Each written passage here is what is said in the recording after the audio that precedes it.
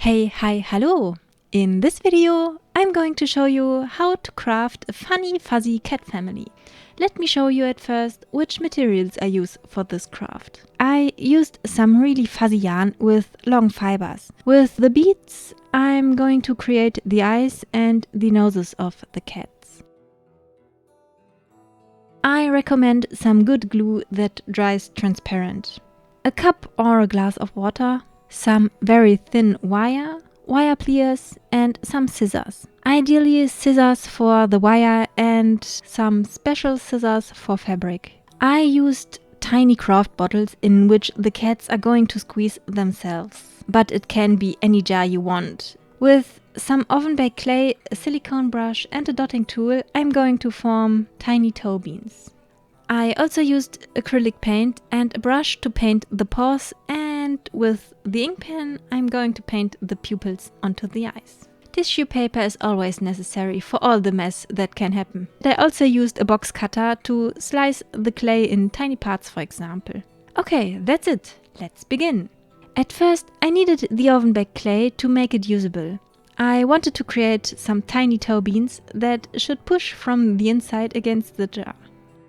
So as the clay got finally softer, I began to plan how I wanted the toe beans to look like. And because I wanted to make 6 cats at once, I thought it would be easier to get clay pieces in the same size by creating a clay sausage and cut it in equally sized tiny sections.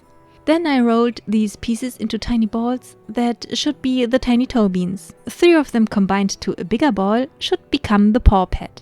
Paw pads have tiny indents. I tried to create these indents by a silicone brush.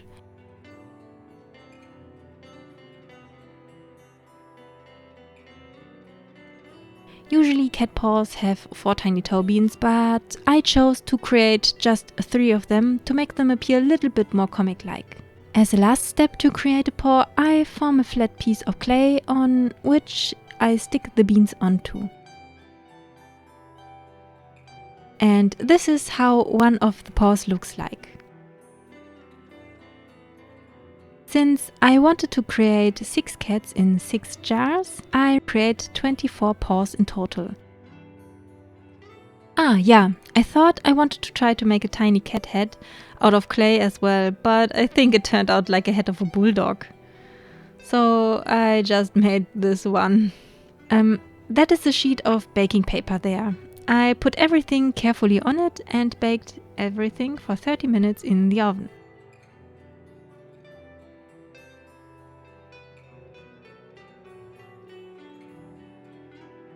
Everything turned out well. Nothing broke or fell apart or got burnt. So I could start to paint everything.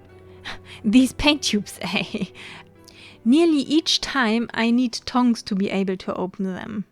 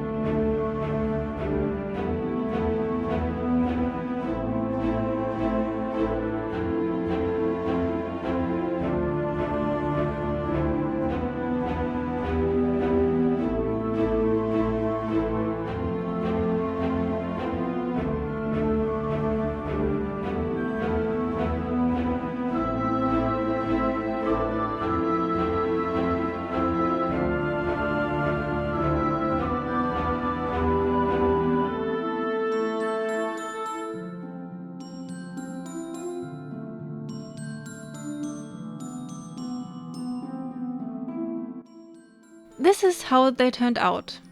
With the color on, you can see the indents of the paw pads easier. So here you have a close-up from them.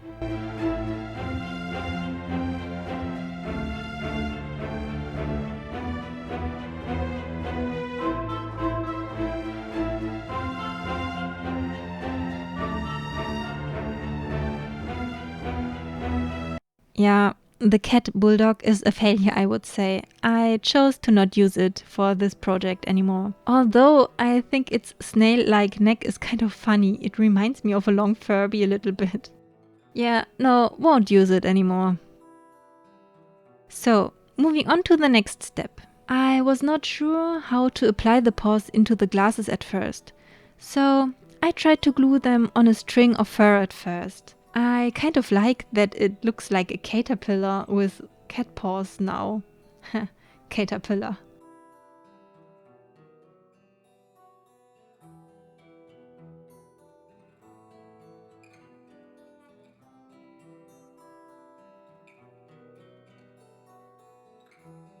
At first, I thought it would be a good idea to glue the paws inside the jars by just applying enough gloss varnish onto them to make them stick.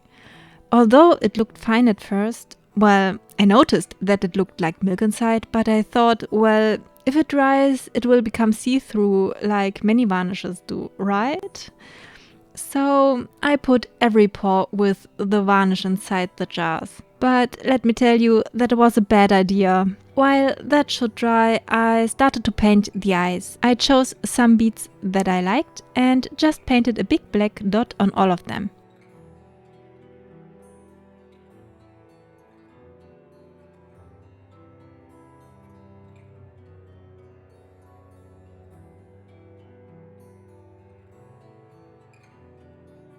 After that, I took some very thin wire and began to form two hind legs out of them.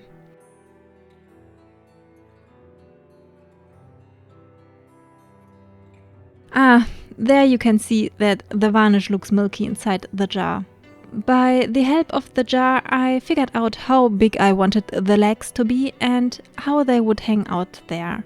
And then I made a little loop on each side of the wire to be able to glue a paw on there. I did this twice, but the second one is much smaller than the first one.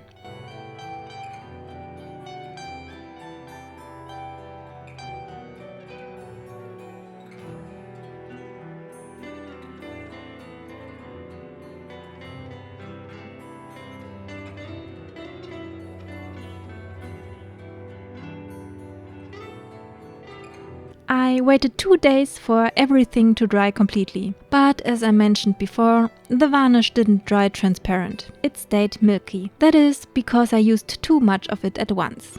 And additionally to that, even the paint got into the varnish. So I also didn't wait long enough for the paint to dry before I applied the varnish.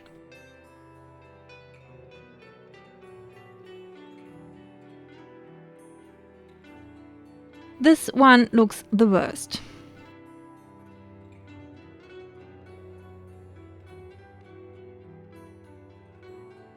So I had to remove everything out of the jar again and pop out the gooey varnish of all the crevices. I decided to show you this mistake because I wanted to remind myself to not do this ever again, but also to prevent you from doing this. But also to show you that not everything goes always well. I renewed the colors that got off by this process as well. Look at that gunk.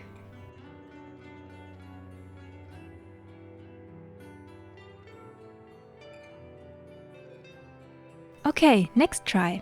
At first I planned out which paws I wanted to use for which jar again, and then I used my normal glue. But just a tiny bit of it, and this time it turned out completely fine. To apply the glue onto the paws, I used a sewing needle. If you use a bigger jar, you don't need a needle. The tweezers would be fine for that as well. But since I wanted to craft extra small, I used a needle.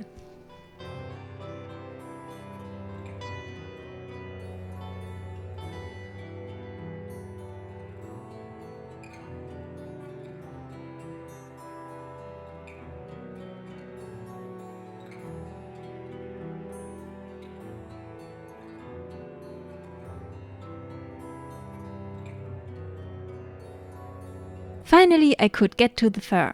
I applied the glue all over the wired legs and the back of the paws, but not onto the toe beans itself, and put the string of fur onto everything.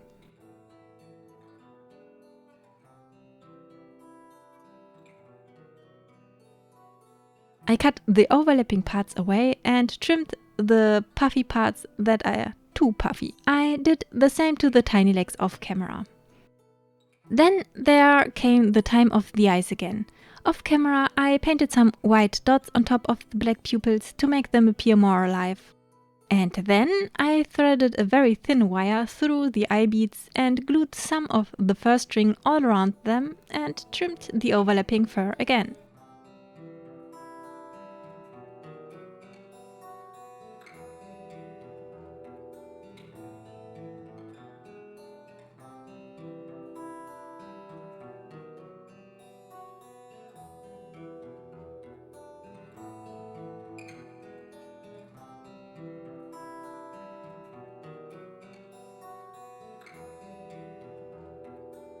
I did this to all the eyes.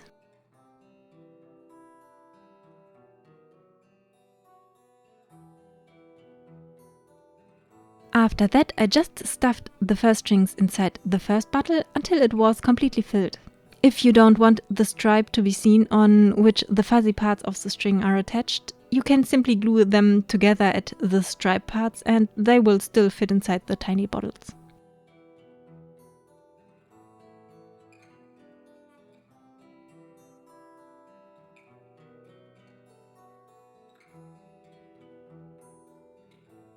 Good. Then I took a pair of the fuzzy eyes, hold them together and twist their wires all around so they would hold their position. I trimmed the fur until I liked it and then I attached a tiny pink bead to imitate a nose.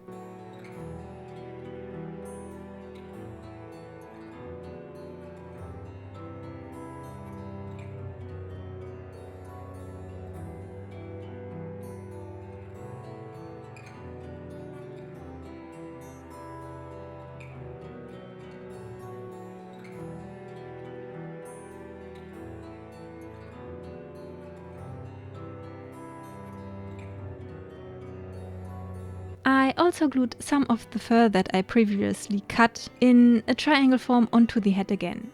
And cut it again. Until it looked like the cat had ears. I filmed that strangely so you couldn't see how I attached the ear fluff. But don't worry, I will show it more precisely on another cat further in the video. But first, let me show you the comparison of the first clay bulldog cat version and the fur version without any clay. I decided that I like the non-clay version even more now for this project. Okay, the first cat is nearly done. I just added a tail in which I glued a tiny wire part to make it posable and stuffed it inside the bottle as well. And finally, I glued the head inside.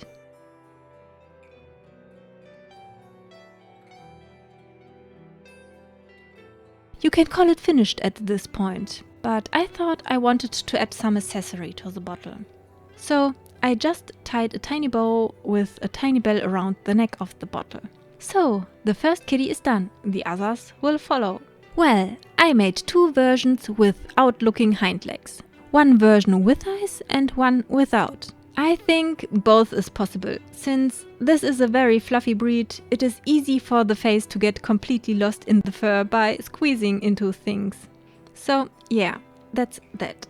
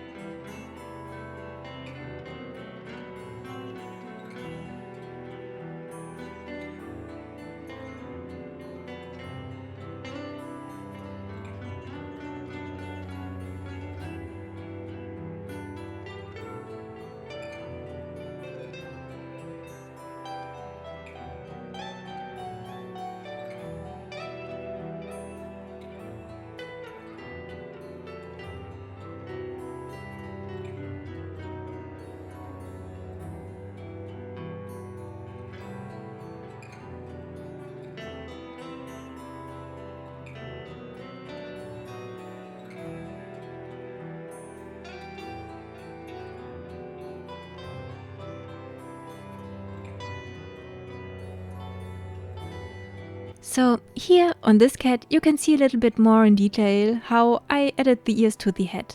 I formed a size-fitting triangle out of wire and covered it in glue. Then I twist and push the cut of fur that is lying everywhere on my desk due to the trimming and turn it around the wire triangle until it sticks only to the wire and not to my fingers anymore. It looks like cotton candy this way. If the form doesn't meet your own requirements, just cut it again until it does.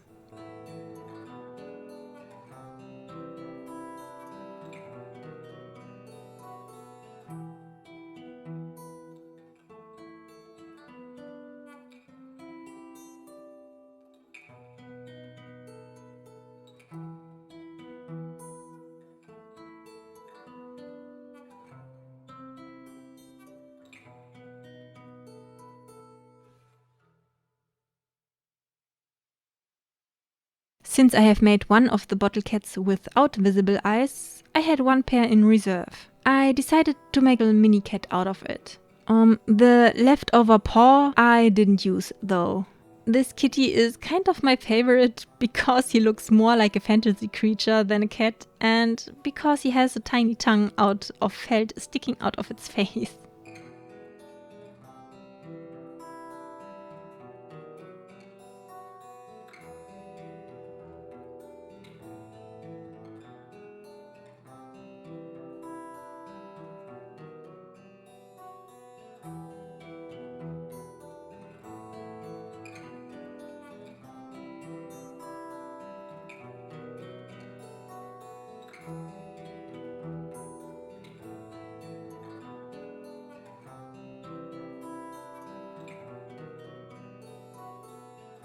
And here we have the crazy cat family all together.